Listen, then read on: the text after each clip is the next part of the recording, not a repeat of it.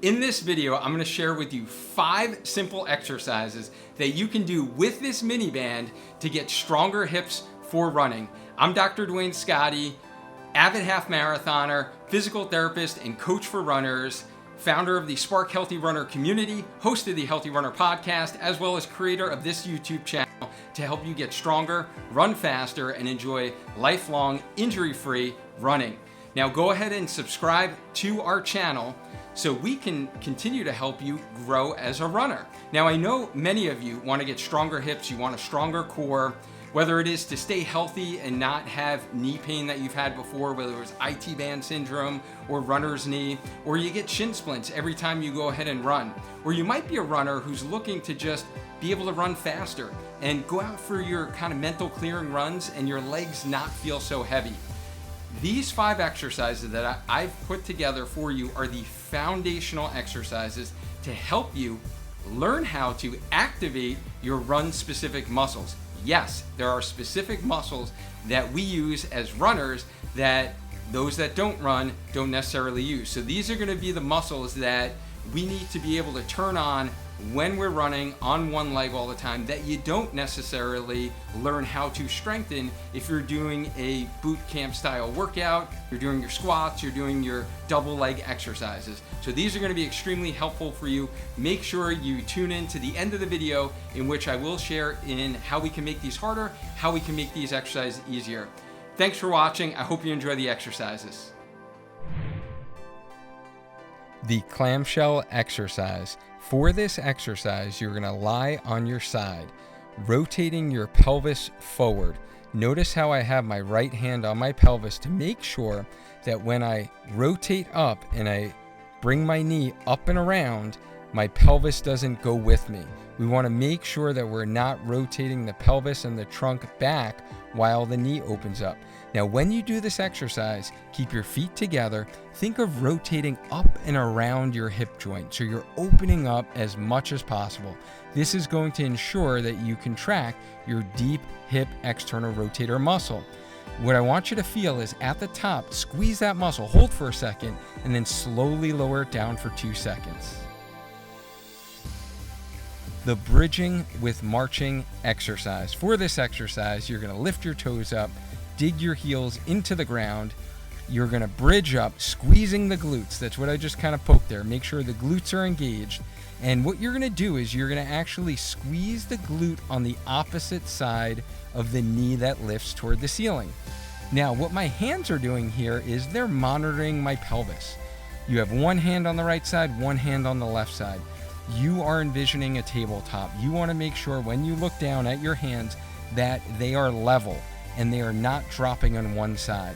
So what you want to think about doing is squeeze the glute before you lift the knee up. That will ensure that your pelvis remains nice and level. This exercise really targets the glutes as well as your lower abdominal muscles and your deep rotators. Now we're going to be doing the Deadbug exercise. For this exercise, we're going to really target the lower abdominals as well as the glutes, as well as the hip flexors, isometrically stabilizing. Now, you're going to also notice I have a second band in my hands, which is not entirely necessary, but if you have 2 bands, then this will help further scapular stability in your upper body. You can also hold a dumbbell, hold a kettlebell, and the further you bring your arms overhead, then that will add increased lower abdominal challenge. The key to this exercise is keeping your back flat. Make sure your lower back is not arching up, popping off of the ground. And you want to squeeze those glutes as you kick out and not move the opposite leg. I love the reciprocal motion here, just like running. The side wall slide exercise. This is going to target probably the most important hip muscle that we have for running. This is the muscle that keeps our pelvis level when we're standing on one leg while we're running. This is the isolation exercise, the best isolation exercise we have for this muscle. You're going to lie on your side, rotate your pelvis forward, and that's why my right hand is forward, is to prevent myself from rolling back. You're going to take your heel, put it on the wall. You're going to slide up the wall, hold for a second at the top, slide down for 2 seconds, and then bring it back up.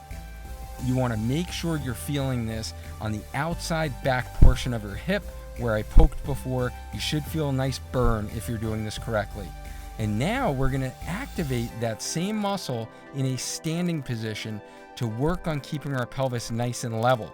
This is the introductory phase of getting single leg stability.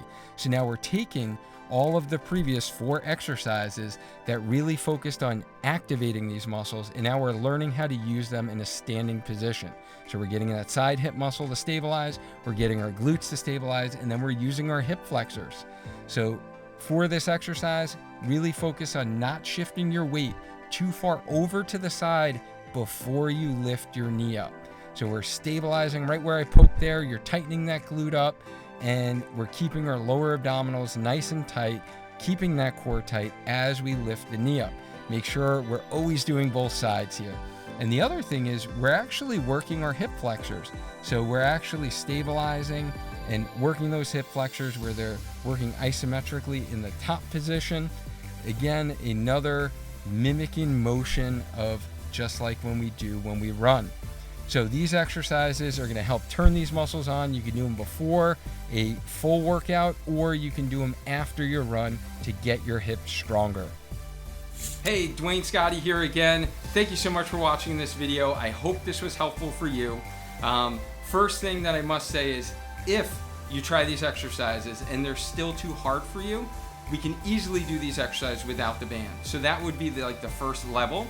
And then if the exercises are getting too easy for you, I want to make sure that you need to make sure that you're actually squeezing the muscle with each repetition. So this is not the type of exercise that you can be scrolling on your phone, watching TV, not paying attention. We need our mind to be present and learning how to activate the specific muscles that we're trying to turn on and activate. The next thing that you can do is progress to a harder resistance band. So increase the resistance in your band, or even double up on your bands. I've done 2, I've done 3 bands before for myself and for the clients that I help.